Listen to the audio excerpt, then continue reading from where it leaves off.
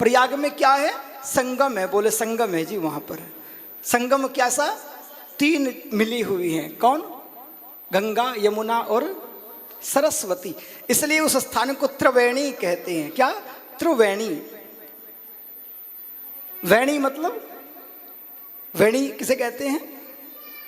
वेणी जो महिलाओं की चोटी होती है ना, अब तो कम देखने को मिलती है, अब तो वैसे खुले बाल रखते हैं, चोटी होती है, उसको जब गूथा जाता है उसको वेणी बोलते हैं।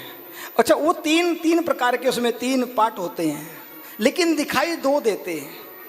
ऐसे ही संगम में है, गंगा यमुना दिखाई देती हैं, सरस्वती जी गुप्त हैं तो जरूर वहां पर, लेकिन गुप्त हैं, त्रिवेणी है।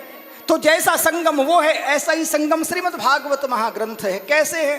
बोले अच्छा, इस ग्रंथ की रचना कहां पर हुई? सरस्वती के किनारे बद्रीनाथ में साम्यप्रास आश्रम में वेद व्यास जी के आश्रम में बैठ करके हुई।